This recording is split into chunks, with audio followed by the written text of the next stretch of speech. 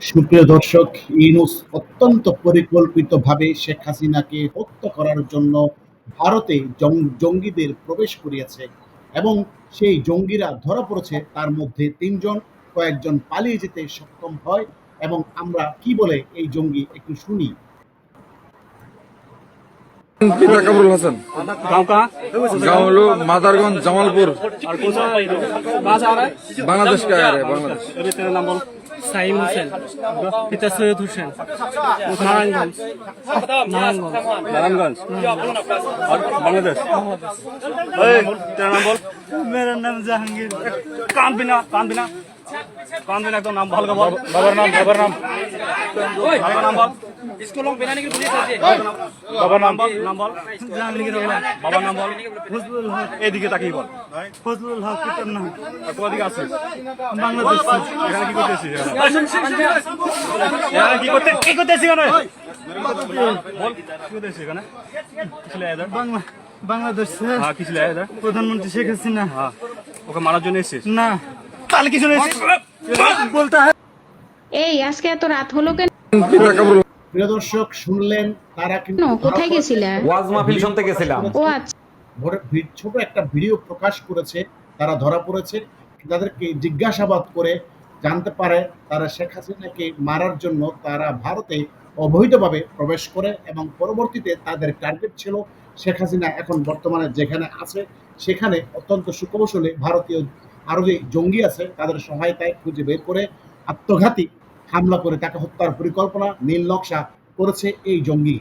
এবং এই ৩ জন জঙ্গি ধরা পড়ে তাদেরকে উত্তম মাধ্যম দিলে এটা ঘটনাটা ঘটে আসামের দিকে। তারা আসাম বর্ডার পার হয়ে তারা ঢুকেছিল এবং সেখানে স্থানীয়দের হাতে তারা ধরা পড়ে। স্থানীয়রা তাদেরকে মারধর করে স্বীকারোক্তি আদায় করে তারা সেখানে কেন ঢুকেছিল। এই যে তারা সেই প্রথমে বলল যে মাননীয় প্রধানমন্ত্রী শেখ হাসিনা, অর্থাৎ মাননীয় প্রধানমন্ত্রী শেখ হাসিনা বলে তাদেরকে বিভ্রান্ত করার চেষ্টা করেছিল। অর্থাৎ তারা আওয়ামী লীগের নেতাকর্মী সাজার একটা ধান্দা করেছিল। আপনারা জানেন যে বর্ডার দিয়ে আওয়ামী লীগের অসংখ্য নেতাকর্মী ভারতে প্রবেশ করেছে, তাদেরকে স্থানীয়রা সহযোগিতা করেছে। অর্থাৎ বাংলাদেশের চতুর্দিকে ভারতের বর্ডার সব দিক দিয়ে প্রবেশ করেছে, তাদেরকে নিশ্চয়তা দিয়েছে, নিরাপত্তা দিয়েছে। কিন্তু এই জঙ্গিগুলোকে তারা ধরে ফেলেছে। তার মধ্যে এই ৩ জন জঙ্গি ধরা পড়েছে। চেহারাগুলো দেখেই আপনারা বুঝতে পারছেন এই ৩ জন জঙ্গি।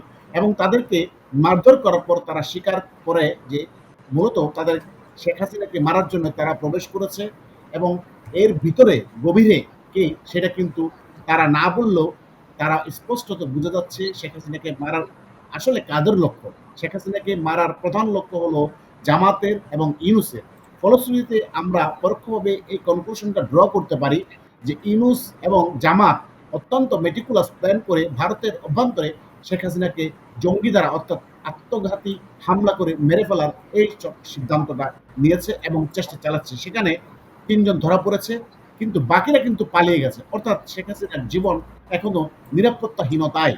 যে কোনো সময় তারা যে কোনো ধরনের দুর্ঘটনা ঘটতে পারে। জনাব আতার হলদার, আপনি কি বলবেন এই যে জঙ্গি বাকি যে কজন পালিয়ে গেছে এখন কি শেখ হাসিনা এই অবস্থাতে নিরাপদ আছে বলে কি আপনি মনে করেন? ধন্যবাদ আপনাকে। আমি মনে করি শেখ হাসিনা যেখানে রয়েছে আমরা শুনেছি যেটা সেই হিসেবে উনি নিরাপদ আছেন, কারণ সেখানে একটা ক্যান্টনমেন্ট এরিয়াতে এখানে আসলে এই বাহিরের লোক ঢুকে একটা আপনাকে একটু আমি সংযুক্ত করি। সেটা হলো আপনি জানেন শেখ হাসিনাকে নয়, প্রধানমন্ত্রী নরেন্দ্র মোদীকে মারার জন্য ঢাকার ওয়েস্টিনে যে হোটেলে মার্কিন গোয়েন্দা অফিসারের লাশ পাওয়া গিয়েছিল সে কিন্তু নীলনকশা করছিল প্রধানমন্ত্রী নরেন্দ্র মোদীকে মারার জন্য চায়নায় যখন তার সম্মেলন চলছিল সেখানেই। তাহলে যে যতই নিরাপদ থাকুক, অর্থাৎ পৃথিবীর অনেক প্রেসিডেন্টকে অনেক নিরাপত্তা বেষ্টনী ভেদ করে সেখানে মেরে ফেলেছে। সুতরাং এই কথা বলার কোনো সুযোগ নাই শেখ হাসিনা যেখানে আছে সেখানে নিরাপদ আছে। এই জঙ্গিরা তো কোন একটা পরিকল্পনা, কোন একটা ছক তারা তো করেছে, না হলে তো এই সাহস তারা পেত না। আমি যেটা বলছি সেটা একটু আপনাকে শুনতে হবে। সেটা হচ্ছে যে সেটা সিকিউর জায়গা, এটা ঠিক আছে। উনি জেট ক্যাটাগরির নিরাপত্তা পাচ্ছেন, এটাও ঠিক আছে। কিন্তু আপনি যে কথাটাই বললেন সেই কথার সাথে আমি বলতে সুপরিকল্পিতভাবে নিশ্চয়ই ইন্টারন্যাশনাল সাপোর্ট তারা নিয়েছে। আন্তর্জাতিক চক্রান্ত, আন্তর্জাতিক যে মাফিয়া তাদের সাপোর্ট নিয়েই, তার না হলে এত বড় সাহস পাকিস্তানি আইএসআই এই চক্রান্তটা করছে এবং সিআইএ মার্কিন গোয়েন্দা সংস্থা এবং আইএসআই এবং তুরস্কের এমআইটি যৌথভাবে শেখ হাসিনাকে মারার জন্য এই জঙ্গিদের ভাড়া করেছে, যেটা আমরা যদি পক্ষান্তর একটু বিশ্লেষণ করি।